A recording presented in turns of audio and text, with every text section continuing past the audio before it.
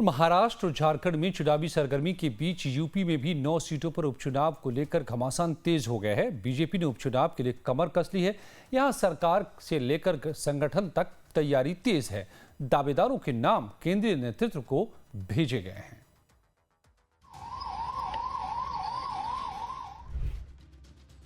देश के सबसे बड़े राज्य उत्तर प्रदेश में उपचुनाव को लेकर सरगर्मी काफी तेज है।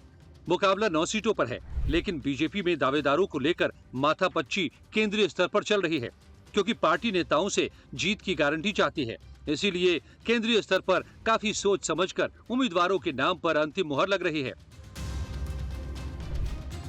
राज्य की बीजेपी इकाई ने उपचुनाव की सभी सीटों पर प्रत्याशियों के नाम वाली पैनल लिस्ट फाइनल करके केंद्रीय नेतृत्व को भेजी है। अब हो सकता है कि 22 अक्टूबर तक बीजेपी इन नामों पर फाइनल मुहर लगा दे। हालांकि यूपी बीजेपी ने उपचुनाव के लिए प्रत्याशियों के चयन के दौरान जातीय समीकरण का भी ख्याल रखा है। सूत्रों के मुताबिक इस बार पैराशूट उम्मीदवारों से परहेज किया जाएगा।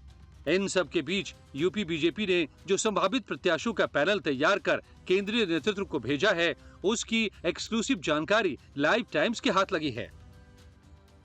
उत्तर प्रदेश की 9 सीटों पर होने वाले उपचुनाव को लेकर एक तरफ जहां मुख्यमंत्री योगी आदित्यनाथ ने पूरी तरीके से कमान संभाल ली है, मुख्यमंत्री आवास पर बैठक हुई और जिसमें तमाम स्तर पर रणनीति बनाने का काम किया गया। वहीं भारतीय जनता पार्टी के प्रदेश संगठन के स्तर पर भी उपचुनाव की तैयारियों को तेजी के साथ नीचे ले जाया जा रहा है। वहीं प्रत्याशियों के चयन को लेकर भारतीय जनता पार्टी के प्रदेश नेतृत्व ने उम्मीदवारों के नाम की एक सूची केंद्रीय नेतृत्व को भेजी है। सूत्रों का दावा है कि भारतीय जनता पार्टी आने वाले 1 से 2 दिन के अंदर प्रत्याशियों की सूची जारी करने का काम करेगी।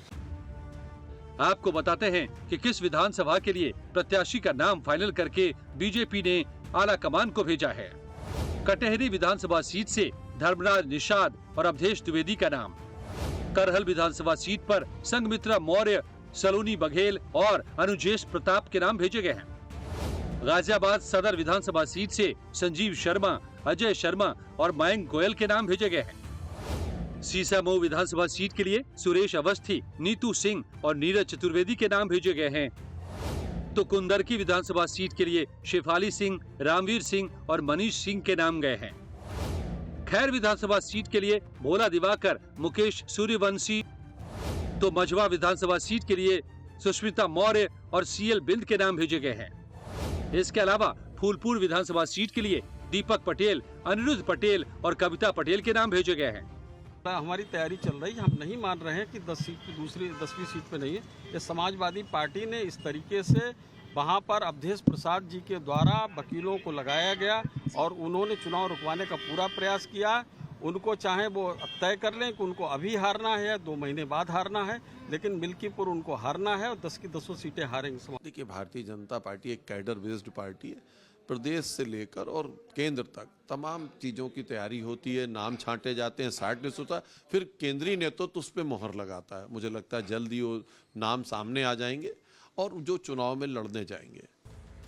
यूपी बीजेपी ने जितने नाम केंद्रीय नेतृत्व को भेजे हैं, उनमें से सभी के नामों पर बीजेपी अध्यक्ष जेपी नड्डा की अध्यक्षता में चर्चा हो चुकी है।